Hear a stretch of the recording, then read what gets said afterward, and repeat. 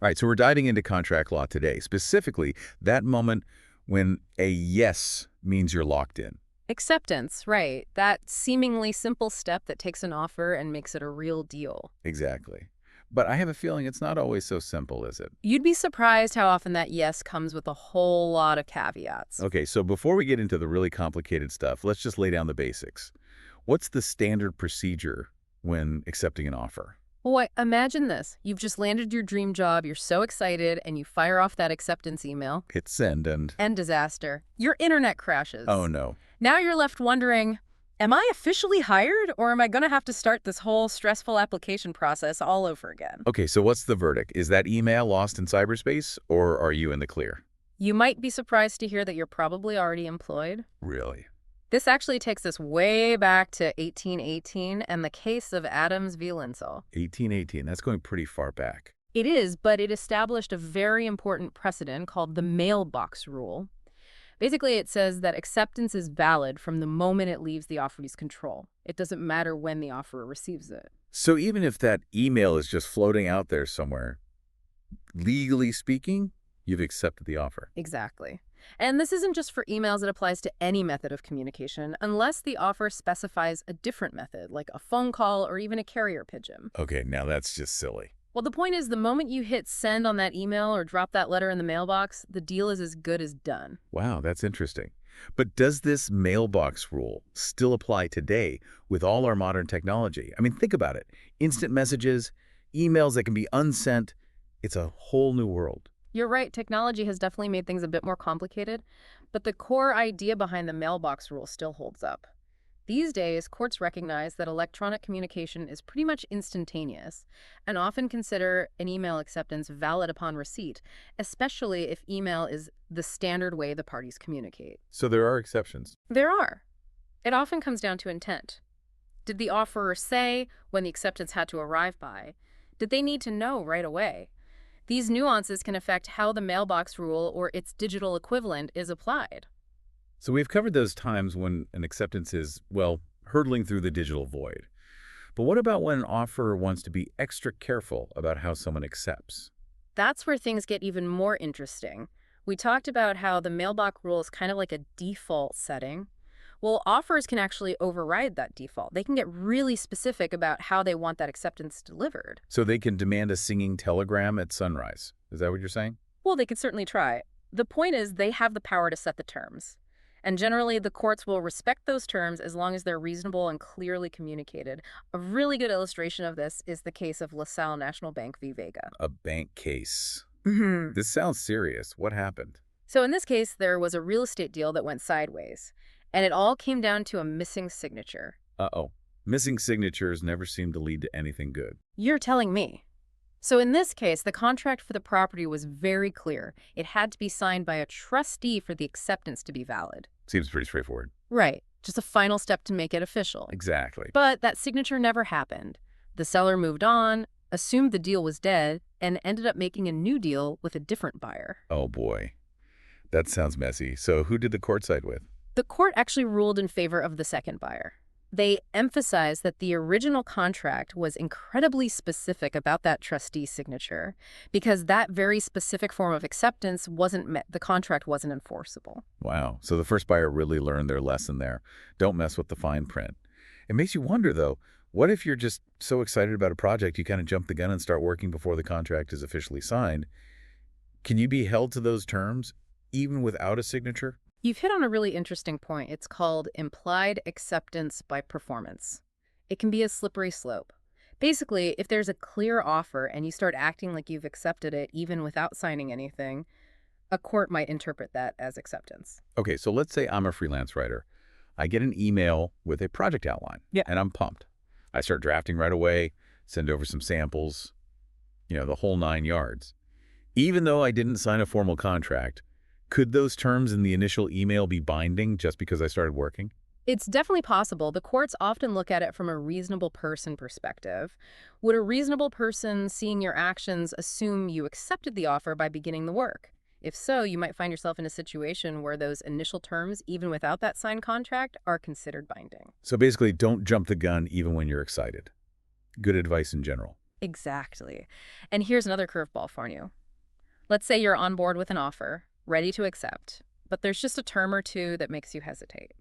You might be tempted to make a few little changes during the acceptance process, right? But be warned, any changes you make, even if it seems minor, like adjusting a delivery date, can actually transform your acceptance into what's called a counteroffer. So instead of a clean yes, it's like hitting the brakes and tossing the offer right back. Exactly. You've basically switched roles. You're no longer accepting the offer, you're making a new offer. And until the original offer accepts your new terms, there's no deal. Wow. Contract law is way more back and forth than I realized. It can definitely feel that way. And that's why knowing the rules is so important. Speaking of important, there's a really interesting case, Lefkowitz v. Great Minneapolis Surplus Store, that really underscores how critical timing can be. The department store case. Okay, I'm listening. Tell me more. So picture this. It's 1956, and this store advertises a deal that's almost too good to be true. We're talking fur coats, stoles, all for just $1. First come, first served. $1 for a fur coat. Okay, yeah, I can see why people would be lining up for that. Oh, you better believe they were. It was a unilateral offer, meaning whoever fulfilled the condition essentially accepted the offer. People were ready to rumble for those coats. So what happened? Did a riot break out? Not quite, but it did end up in court. A man named Mr. Lefkowitz, he was the first one through the door, ready to snag those deals. But the store tried to back out.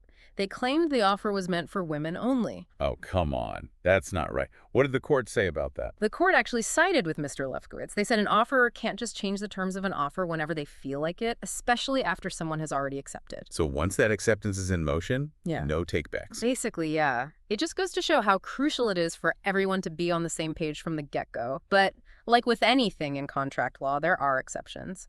It's rarely black and white. Right. So we've talked about those situations where acceptance is crystal clear. But what about when things are a little fuzzy? What happens when someone accepts an offer without even knowing it exists? Now, that is a great question. It gets at a fundamental principle of contract law. For an acceptance to be valid, there needs to be a meeting of the minds. Both parties have to know they're entering into an agreement, and they have to understand what they're agreeing to. A case that demonstrates this really well is Glover v. Jewish War Veterans of the U.S. Okay, so back to Glover v. Jewish War Veterans of the U.S. What went down there? So the Jewish war veterans, they put out a reward offer for information leading to an arrest. Mrs. Glover, totally unaware of this reward, ends up giving them information that solves the whole case. So she basically handed them the answer without even knowing there was a question. Yeah, exactly. To talk about a lucky break, right? Yeah. But here's the thing. Once Miss Glover found out about the reward, she obviously wanted her share. Well, yeah, I think anyone would. Right. So she took them to court. But get this, the court actually sided with the Jewish war veterans. Yeah, they said that for the acceptance to count, the offeree, in this case, Miss Glover, had to know about the offer in the first place. Wow. So you really can't agree to something if you don't even know it exists. Kind of makes sense. Exactly. And it all comes back to that idea of a meeting of the minds, that shared understanding we talked about. Both parties have to be on the same page or there's no contract. Okay, so this whole idea of a meeting of the minds, it makes me wonder, what happens when an offer is obviously ridiculous? Like, what if I jokingly offered to sell you this podcast for, say, $1 billion? And let's just say you got caught up in the moment and said, deal. Would that actually be a binding contract? I think I'd have to pass on that offer, even for $1 billion. But it's a great question. It speaks to what's sometimes called the joke defense in contract law. The joke defense. Okay, I like it already. Basically, if a reasonable person would look at the offer and say, come on, they're obviously kidding, it's unlikely to be considered a valid contract, even if the other person seems to accept it. So common sense does play a role in contract law. Absolutely. Courts look at the whole picture. The relationship between the parties, what they've said or done before, what's normal in their line of work, even things like tone of voice or body language if they were face-to-face. Remember that Pepsi Harrier jet case we talked about? Oh, yeah. The one where Pepsi offered a fighter jet for, well, a lot of Pepsi. That's a classic example of the joke defense in action. So the court decided that no one, no matter how much they love Pepsi, could reasonably believe that a Harrier jet was actually on the table. Exactly. The court saw right through it. They recognized it as a humorous ad campaign, not a serious offer. It just goes to show that even in the serious world of contract law, there's still room for a little common sense and a good laugh. Well, that's reassuring. This whole discussion has been a wild ride. We've covered so much ground, from rogue emails to $1 fur coats to fighter jets. As we wrap up here, what's the biggest takeaway you want our listeners to remember? If they could only remember one thing about navigating contracts, what would it be? It might seem obvious, but the best thing you can do is be proactive. Read those contracts carefully, even the fine print. Don't hesitate to ask questions if something doesn't make sense or seems off. And remember, silence isn't always the answer. Speak up. Make sure you and the other party are on the same page about the agreement. That's crucial. Words to live by. It's been fascinating unpacking all of this with you today. I've had a great time. And to all our listeners out there, next time you find yourself saying yes, take a second to think about what's really going on behind the scenes. You might be surprised by the world of contract law that's shaping those everyday agreements. Until next time, stay curious, and we'll catch you on our next deep dive into a new topic.